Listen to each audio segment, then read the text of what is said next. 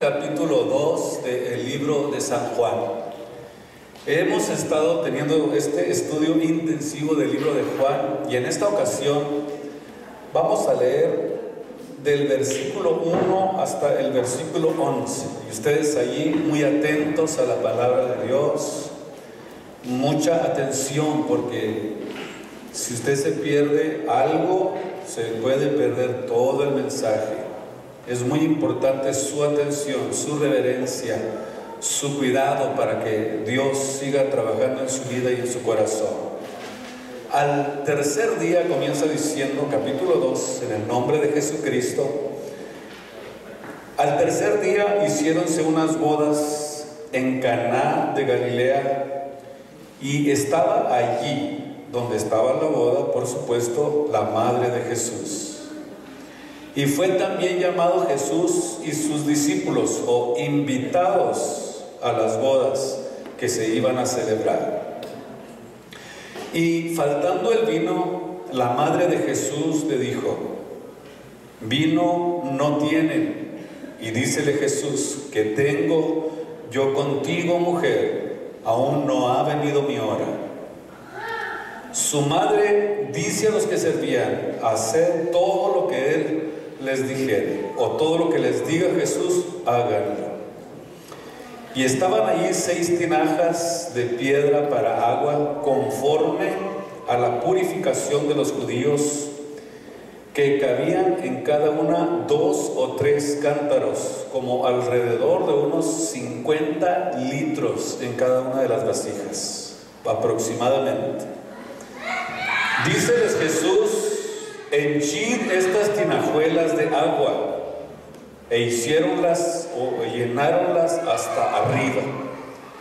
Y díceles Jesús: sacad ahora y presentad al maestresala. ¿Sabe quién era el maestresala? El que probaba los vinos y les daba el buen toque, por decirlo de esa forma.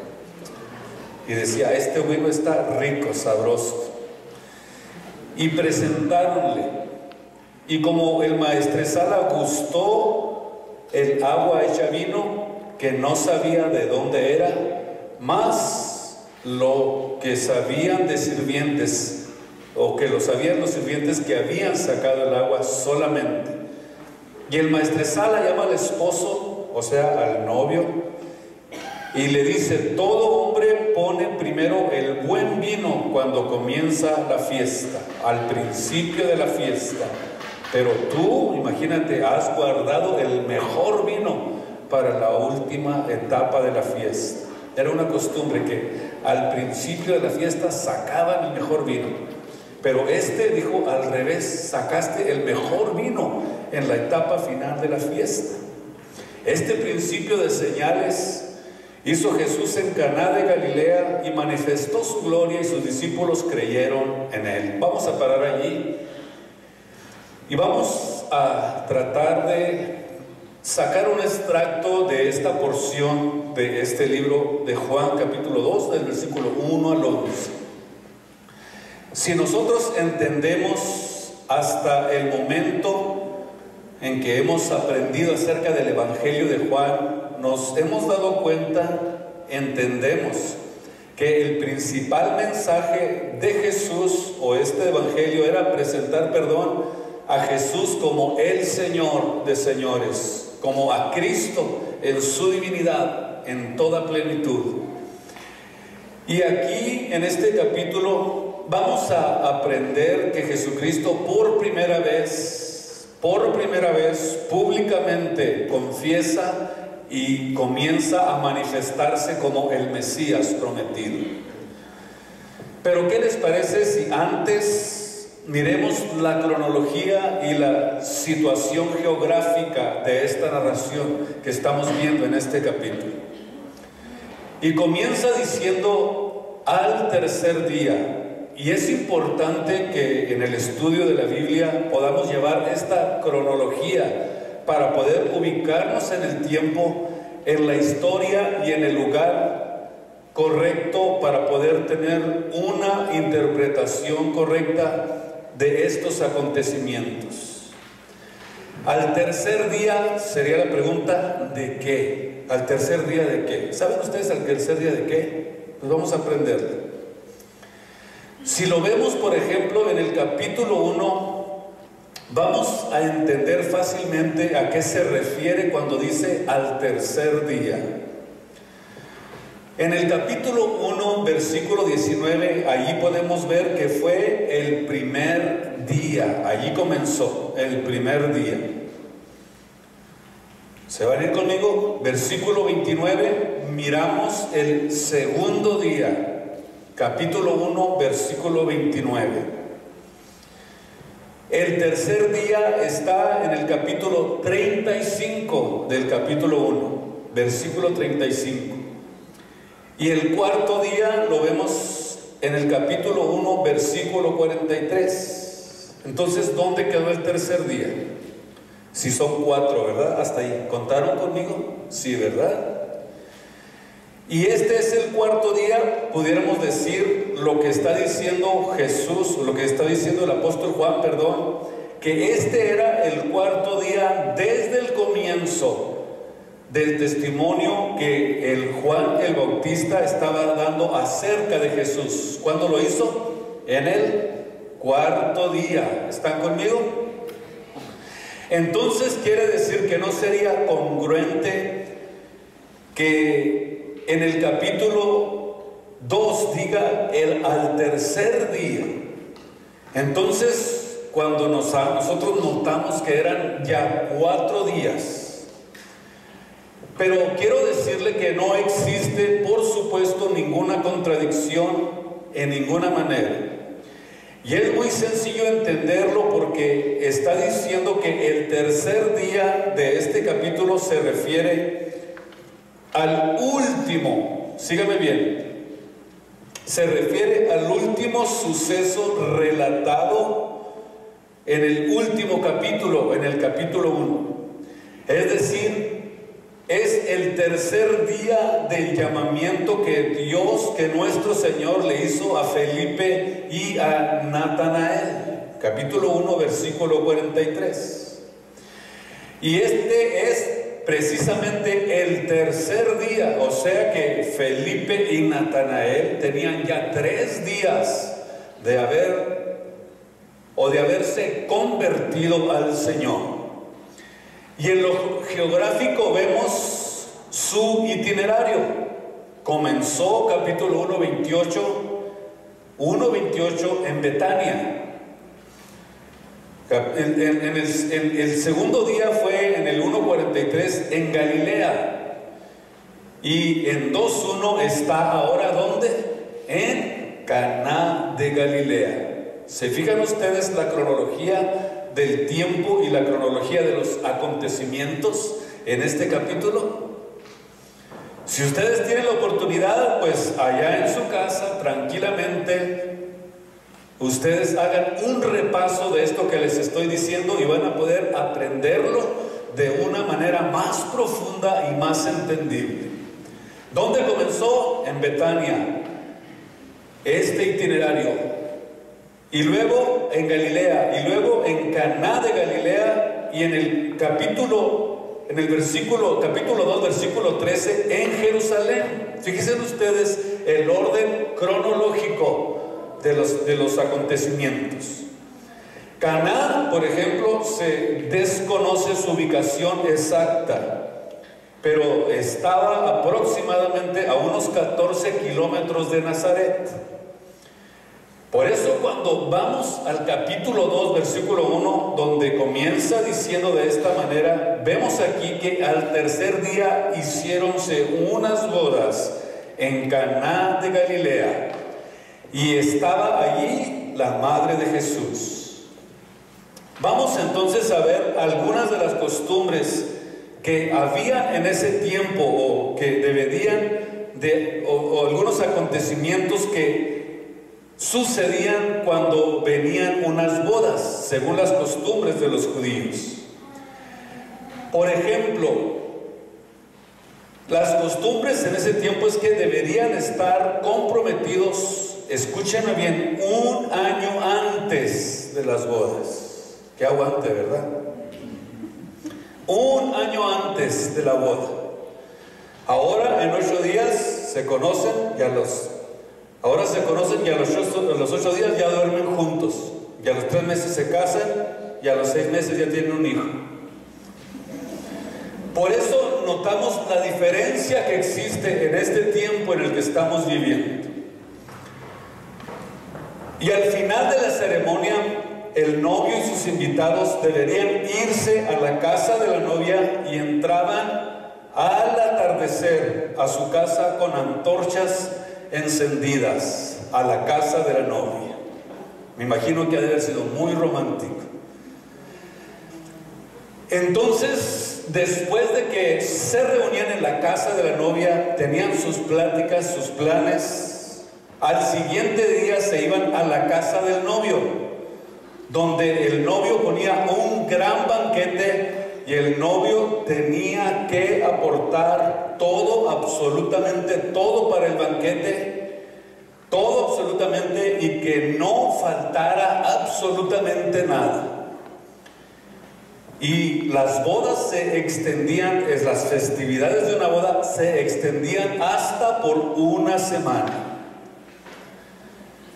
Y notamos entonces aquí que los invitados eran la madre de Jesús, Andrés, Simón Pedro, Felipe, Natanael y por supuesto el apóstol Juan, por lo que él testifica.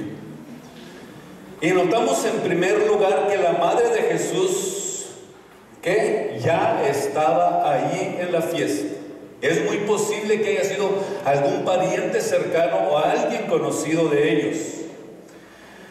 Y después eventualmente llegaron Jesús y sus discípulos, también invitados a esas bodas. Por eso es importante nosotros entender que aquí se había formado un ambiente familiar, un ambiente donde todos los invitados, al parecer, eran hombres temerosos de Dios, era gente que tenía un mismo sentir, era gente que entendía lo que era el plan de Dios y guardaban específicamente cada uno de los seguimientos que se le deberían de dar a una fiesta como esta. Y aquí la pregunta es, cuando tú vas a una boda, ¿a quién invitas? La pregunta sería, ¿te identificas con esas gentes que están en esa fiesta, en esa boda, en ese quinceañera, en ese lugar donde está esa fiesta? ¿Te identificas con ellos? ¿Y cómo nosotros podemos darnos cuenta de la importancia que tiene esto? Porque precisamente tiene mucho que ver cuando tú vas a una fiesta, ¿qué es lo que sucede en esa fiesta? Y la idea de este mensaje es tratar de comprender y de darnos cuenta que nos tenemos que aprender a interrelacionar entre nosotros para que la bendición de Dios no se aparte nunca de nuestras vidas. Por eso que necesitamos darnos cuenta que los cristianos no podemos nosotros mezclarnos con el mundo. Y a través de esta forma tenemos nosotros que demostrarle al mundo que podemos nosotros divertirnos, que podemos pasarla bien sin tener que inventar al licor, a la heroína, al cigarro y a todo lo que sucede dentro de una fiesta. La fiesta donde nosotros nos reunimos lo hacemos porque queremos disfrutar, pero lo hacemos de acuerdo a los lineamientos que no de ninguna forma interfieren en mi fe, en mi confianza, en mi desarrollo espiritual que yo estoy llevando a cabo por el conocimiento de la palabra de Dios.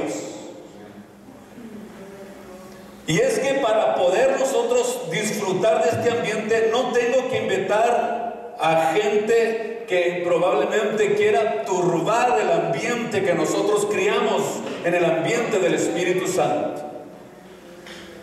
Y hay veces que pues sucede así, ¿no? Yo voy a tener que invitar a mis tíos, pero dicen mis tíos que si no hay licor, pues que no van a la fiesta, porque el ambiente está en lo que sucede cuando una persona tiene estas ideologías y estas características.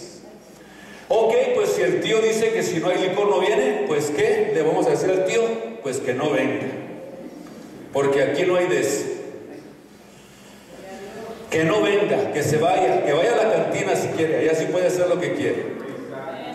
Por ejemplo, nosotros vemos en la Biblia, en el capítulo 1 del libro de Gálatas, vean ustedes conmigo la importancia que tiene, qué es lo que nosotros estamos criando, cuál es el ambiente en el que nos estamos desarrollando. En Gálatas capítulo 1 versículo 10 dice: porque persuado yo ahora a hombres o a Dios. Oiga bien esto: o busco agradar a los hombres o a Dios. Pero si todavía estoy pensando en agradar a los hombres, entonces yo no sería siervo de Jesucristo. Si estoy buscando un ambiente donde se va a desarrollar un ambiente contrario a lo que yo creo, a lo que la Biblia me enseña, a lo que el Espíritu Santo me guía, entonces quiere decir que cuando esto suceda, no es nuestro lugar, no es nuestro ambiente. Yo le voy a decir una cosa: a mí me han invitado a lugares donde hay ese tipo de ambiente, y en cuanto yo veo ese tipo de ambiente, me desaparezco. Porque me mintieron, me dijeron que iba a estar muy bonito, que iba a todo estar tranquilo, en paz, pero en cuanto empiezo a ver eso, y lo digo por mi familia, ojalá me estén escuchando, y yo digo, este no es mi ambiente, esto no pertenece a mi alma, esto no tiene nada que ver con lo que Dios está haciendo en mi vida y en mi corazón. ¿Por qué? Porque yo no agrado a los hombres. Hay alguien a quien tengo que agradar, hay alguien con el que me tengo que identificar, y es Cristo el Señor, el Rey de Reyes y Señor de Señores, el Señor de nuestras vidas. Y ¿sabe qué? No necesitamos esos ambientes para ser felices. Si usted necesita todavía eso para ser feliz, entonces no es siervo de Cristo, no tiene paz en su corazón. Todavía se alborota, nomás oír cuando oye la palabra fiesta, hasta las hormonas se le levantan. En el capítulo 5 del libro de los Efesios, vayan ustedes conmigo. ¿Por qué le digo esto? Porque el Hijo de Dios tiene que cuidar su postura. El Hijo de Dios tiene que testificar de lo que Dios ha hecho en su vida, y la única forma de hacerlo es diciendo: no necesitamos el ambiente de las tinieblas para gozarnos. Simplemente en esta mañana, ¿cuántos se gozaron con el ambiente y la alabanza al Dios Todopoderoso? Yo creo que todos disfrutamos de ese ambiente, sin necesidad de vino ni de licor.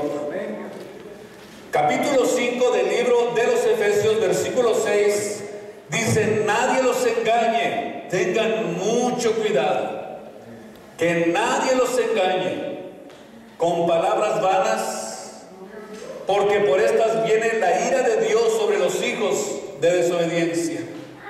Que nadie te mienta, que nadie te diga qué tiene de malo, qué tiene de malo que te fumes un cigarro de marihuana, qué tiene de malo que te tomes una copa, qué tiene de malo. Yo creo que no hay nada malo en eso. Tengan cuidado, que nadie los engañe, porque precisamente son redes que el enemigo lanza para que nuevamente nosotros caigamos en sus redes, nos atrape y nos vuelva nuevamente a la esclavitud a la que antes vivíamos. Gloria a Dios. Con palabras persuasivas, vanas. Y es ahí donde vienen los lazos para que los hijos de Dios caigan en la desobediencia, o sea, no sean aparceros con ellos. Porque en otro tiempo, versículo 8, erais tinieblas, mas ahora sois luz en el Señor. Tienes que aprender a andar como luz, como los hijos de Dios caminan. Porque el fruto del Espíritu Santo en toda bondad y justicia y bondad, aprobando lo que es agradable al Señor. Cuando tú ves algo que no es agradable al Señor, inmediatamente tú tienes que entender que no es tu ambiente. Tu espíritu se angustia, tu alma se angustia, y puedes caer en redes de desobediencia porque no sabes cuidarte, porque no sabes guardar lo que Dios te dice. Siempre que te invitan a un lado o a algún lugar, pregúntale: ¿A dónde voy a entrar? ¿Qué es lo que hay allí? ¿Es luz o es tinieblas? Me invitaron a una boda, ¿será luz o será tinieblas? Si sabes que son tinieblas, ¿por qué entras? Sabiendo que las tinieblas te pueden absorber, sabiendo que las tinieblas te pueden cegar, sabiendo que las tinieblas te pueden robar el entendimiento, te pueden robar el juicio, la razón y todo lo que Dios ha hecho con tu vida.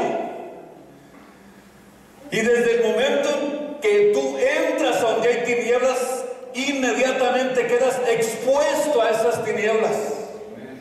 Nosotros no somos de la noche ni de las tinieblas, somos de la luz, porque la luz de Jesús es la que ha hecho la diferencia en nuestras vidas, y desde que nos entregamos a Él, ahora cuidamos muy bien a dónde entramos, cuidamos muy bien en dónde nos desarrollamos y examinamos si el lugar al que vamos a entrar es luz o es tinieblas. Es importantísimo. Efesios capítulo 5, 12 sigue diciendo: porque torpe cosa, oiga bien, es aún hablar de lo que ellos hacen en tinieblas o en oculto.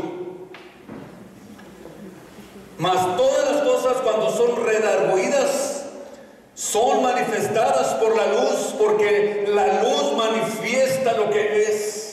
O sea, nosotros somos la luz del mundo. Jesús lo dijo muy claramente: vosotros sois la luz del mundo, y el que me sigue a mí, el que está conmigo, no andará en tinieblas, porque va a tener la lumbre de la vida, va a tener el evangelio de poder fluyendo a través de su vida, y no pueden entrar tinieblas donde está la luz. Ustedes son hijos de luz, somos hijos de Cristo. Cristo es la luz que resplandece a través de nosotros, y donde está Jesús, donde está Cristo, donde está nuestro Señor, las tinieblas no pueden entrar, porque son enemigas de la luz. Donde quiera que entremos y prendamos la luz, y si las tinieblas son densas, cualquier luz que tú prendas en densas tinieblas va a resplandecer. Y eso es precisamente lo que nosotros somos como hijos de Dios. Y Jesús es la luz, y Cristo vive en nosotros.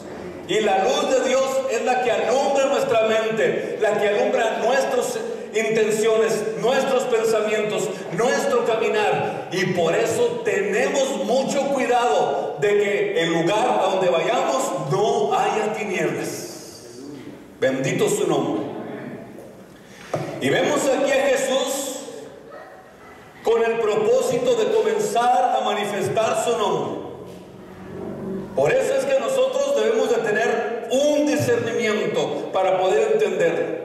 Somos hijos de Dios y tenemos que evaluar las situaciones, las circunstancias, la atmósfera en la que nosotros como hijos de Dios estamos pisando.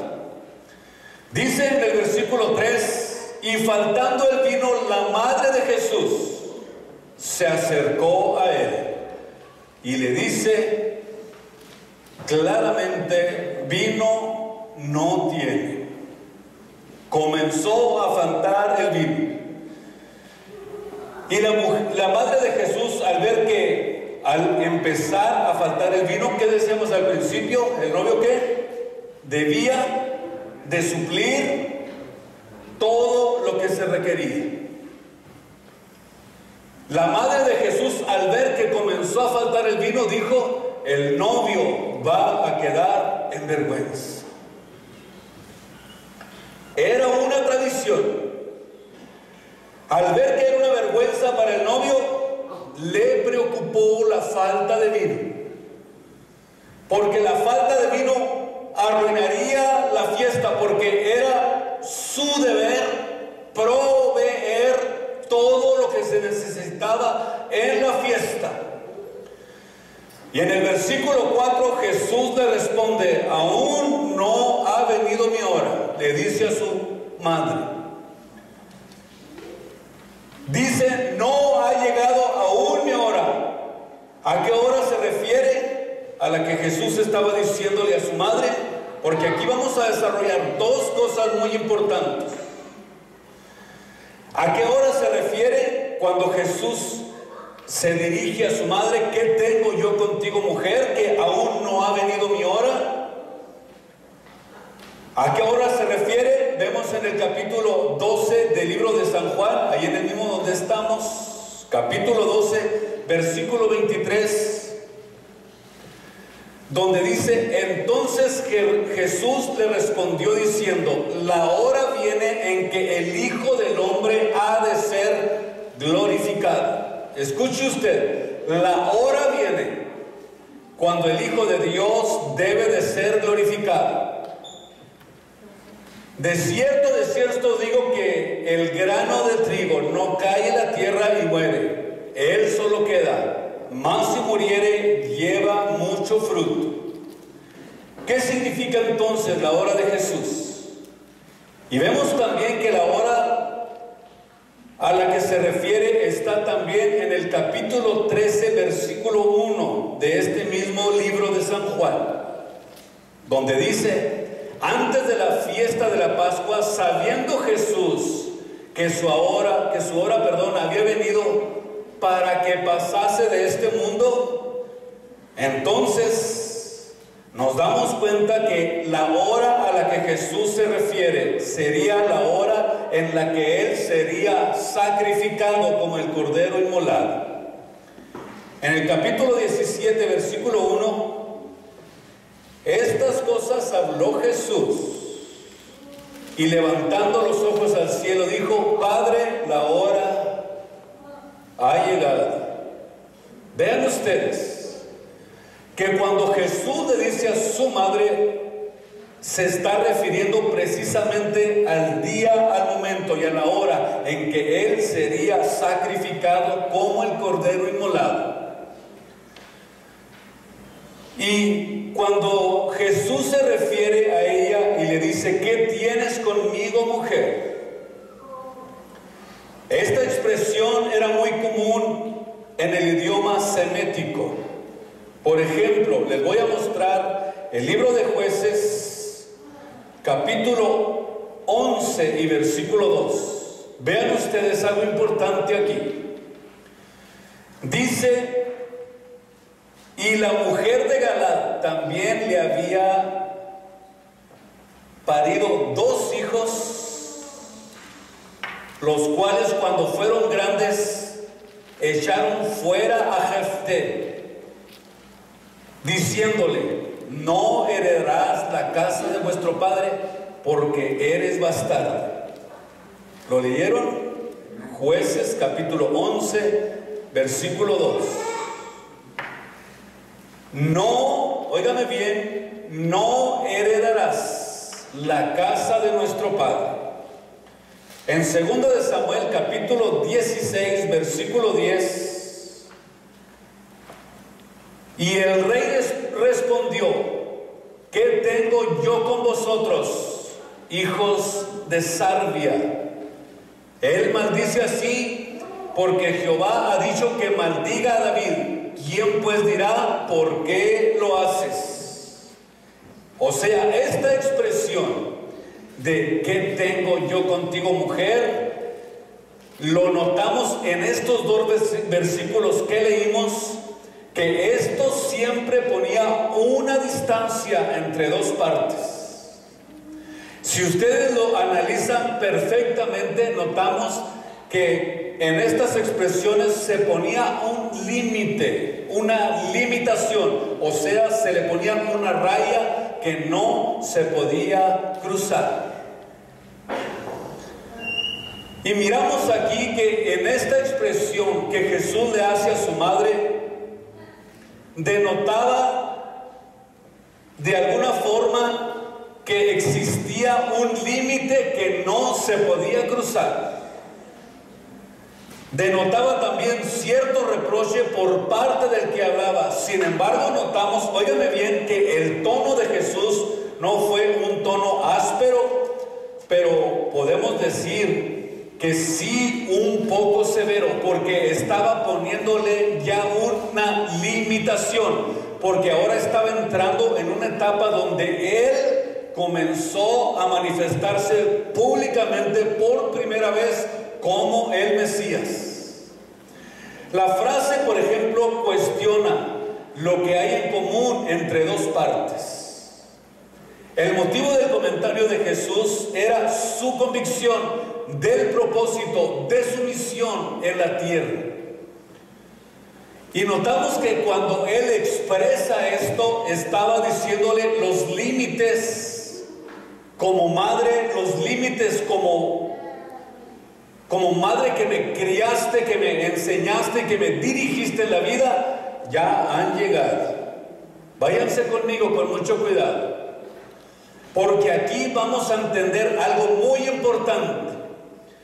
O sea, Jesús le estaba diciendo el motivo de su misión, el motivo de su propósito en la tierra superditada. O sea, no podía someterse o ajustarse a la voluntad de otra persona en el cumplimiento de sus actividades como Dios.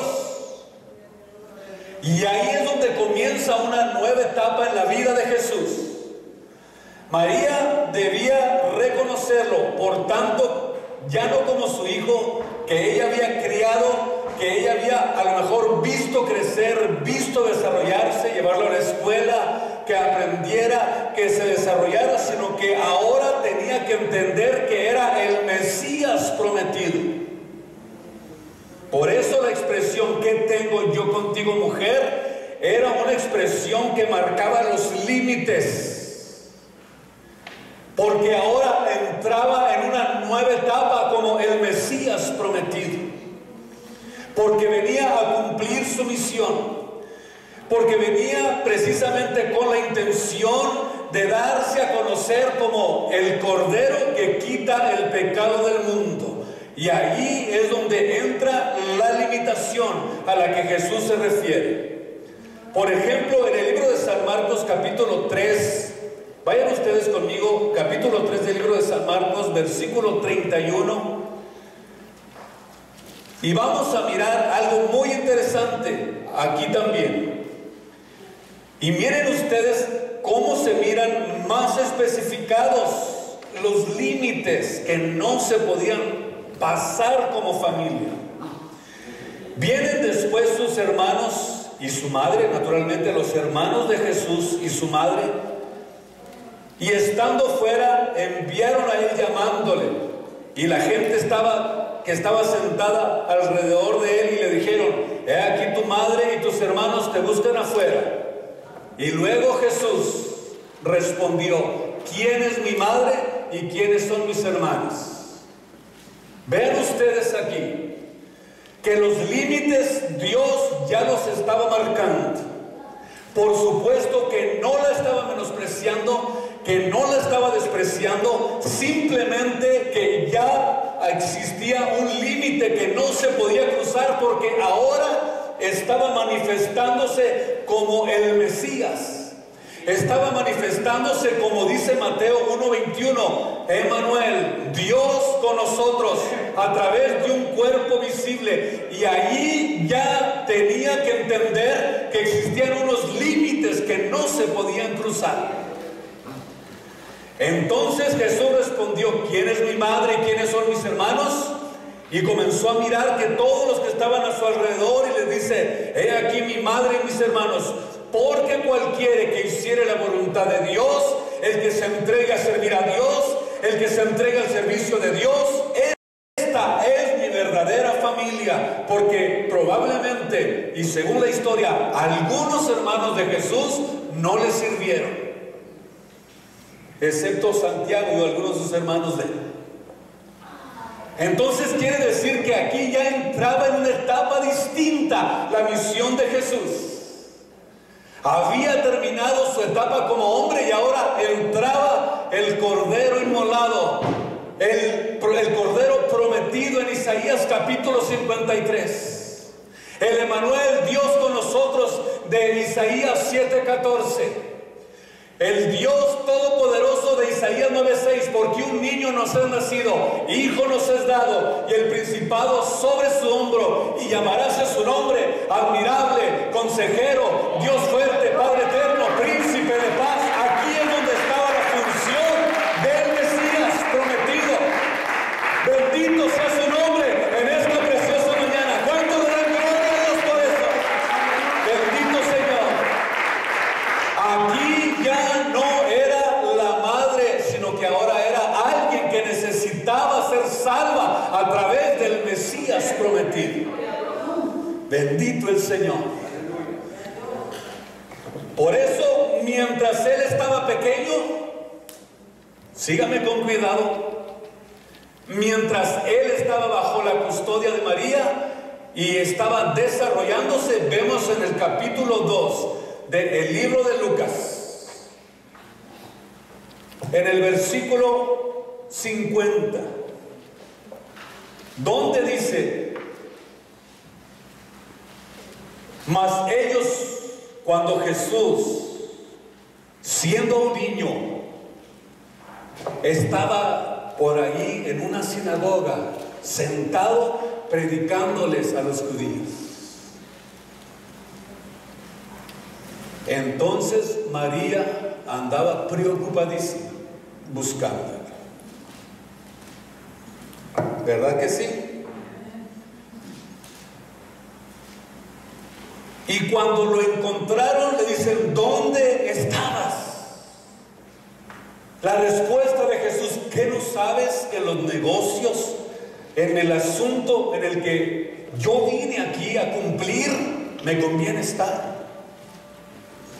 Pero dice la Biblia, versículo 50, mas ellos no entendían las palabras que él les hablaba. Y descendió con ellos y vino a Nazaret, como dice, sujeto, subraye la palabra sujeto a ellos. O sea que en la etapa de su niñez y su desarrollo, él era un niño obediente, sujeto, era un niño como los de nosotros, ¿verdad? Obediente y sujeto a sus padres. Pero llega la etapa en la que ya a los 30 años le dijo: madre, te tengo que marcar una línea, porque ya ahora comienza aquí la misión a la que vine. Porque ahora aquí tienes que entender que no existe el parentesco humano. Gloria a Dios. ¿Me siguen con cuidado? Fíjese bien lo que le estoy diciendo. Jesús no fue ni descortés, ni fue grosero, ni le faltó al respeto. Le estaba diciendo: vine a una misión y nadie puede interferir en la misión a la que yo vine. Por eso notamos que Jesús le estaba diciendo: tengo que cumplir con una agenda divina que está decretada por Dios desde antes de la fundación del mundo. Gloria a Dios. Porque los profetas ya habían descrito cómo sería la era mesiánica. Ya ellos habían hablado de los acontecimientos, ya habían hablado del sacrificio, ya habían hablado de lo que acontecería. Por eso es que ahora era importante entender que la respuesta y que Jesús le estaba dando era como estarle diciendo: ahora tienes que entender que yo soy el Salvador del mundo, que yo soy el camino, que yo soy la verdad, que soy la vida. Por eso he venido aquí. Por eso es que para poder adorar y servir a Dios vas a tener que aprender juntamente con todos este principio. Bendito el Señor. O sea, ahora tienes que entender que aquí está delante de ti el verdadero Dios y la vida eterna, de primera de Juan 5:20. Pero en su momento dice: ¿qué querría decirnos? No lo entendían, no lo comprendían. Es algo precioso lo que la Biblia nos muestra. Y ahora, ¿qué sucede? Que comenzó a manifestarse con señales. La palabra señal es la palabra semellón, para lo que les gusta escribir. y significa algo que maravilla y que apunta hacia algo que va a venir. Aquí usa la palabra señales para referirse a las notables demostraciones que apuntaban más allá de sí mismas, o sea, a las realidades divinas que podían percibirse gracias a aquellos que podían ver y entender, y que a través de los ojos de la fe comenzaron a entender el mensaje de Jesús. Y pudieron decir todas las señales que Jesús hizo, realmente testificaron, apuntaron y nos mostraron que Él era el Mesías. Las señales apuntan hacia algo. Por ejemplo, si usted ve una señal de una flecha aquí, algo tiene que decir esa señal. Tiene que apuntar hacia algo. Y luego más adelante otra flecha más quiere decir que apunta hacia algún lugar. Los prodigios, las señales que Jesús hacía apuntaban a que ahora el Mesías estaba dándose a conocer al mundo. Estaba Cristo mostrándose, o sea, no eran simples demostraciones de poder, sino que poseían un significado más allá de lo que era el mismito acto de hacer un prodigio o una señal o una maravilla. Apuntaban hacia el milagro de la conversión que Cristo realizaría cuando derramara su sangre preciosa por todo el mundo, por todos los pecadores. Escuche, este es el mejor mensaje de la Biblia, de la palabra de Dios. ¿Qué hubiera pasado si Cristo no hace el milagro en las bodas de Caná? Hubiera pasado el novio la peor vergüenza de su vida. Totalmente hubiera sido avergonzado por ese acontecimiento y no haber podido proveer para sus invitados. Escuche esto. ¿Qué hizo Jesús por nosotros? Nunca se ha puesto a pensar. ¿Qué ha hecho Cristo por mí? ¿Qué ha hecho por mí? ¿Qué ha hecho por mí? Piense por un momento, ¿será acaso que Cristo nos salvó, nos redimió, nos sacó de la vergüenza del pasado en el que antes vivíamos? ¿Será que Cristo redimió nuestro pasado y borró toda la vergüenza de pecado, de maldad que había delante de nosotros? Por eso Él se apresuró para hacer esto, para librarnos de la vergüenza del pecado y de la muerte y poder servirle a Él con todo nuestro corazón. Él es el que nos redimió del pecado. Él es el que quitó la vergüenza que había delante de nosotros. Porque delante de nosotros había una vergüenza de pecado. No podíamos ni siquiera voltear a ver a Dios por el pecado que había en nuestras vidas. Pero gracias a la intervención de Cristo, que quitó el pecado, quitó la muerte, quitó la vergüenza y lo despojó todo de nosotros y lo enclavó en su cruz a través de un sacrificio cruento. Él se llevó toda nuestra vergüenza. ¿Cuántos dicen amén, Señor? Así es, te llevaste lo peor que yo era en mi vida. Bendito Dios. Y esto lo hizo a través de su sangre preciosa. Por eso te voy a decir una cosa muy importante. Si no lo invitas, escúchame bien, si no lo invitas a que haga fiesta contigo, tu vida se va a convertir en una tragedia. Dice la Biblia qué es lo que sucederá con aquellos que no invitaron a Jesús a su vida: vergüenza y confusión perpetua. Vergüenza y confusión. Vergüenza y confusión. Serán avergonzados todos aquellos que no han invitado a Jesús para que Él viva en sus vidas. Aquellos que no lo han invitado para que haga fiesta en sus vidas y en sus corazones. Por eso es que va a ser la gran tragedia del ser humano de la gran tragedia del hombre, no entregarle su vida a Cristo, no invitarlo a que haga fiesta en su vida, porque dice la Biblia que cuando un pecador se arrepiente y cambia el rumbo de su vida, hay fiesta no solamente aquí con nosotros, sino que hay fiesta en el reino de los cielos. ¿Por qué? Porque hubo alguien que cambió el rumbo de su vida y le fue quitado el aprobio del pecado y de la maldad. Aleluya. No me voy a cansar de decirlo hasta que me muera o hasta que Cristo venga, que este es el mejor mensaje que hemos recibido de Cristo, que nos quitó la vergüenza del pecado. Ahora sí podemos verlo cara a cara.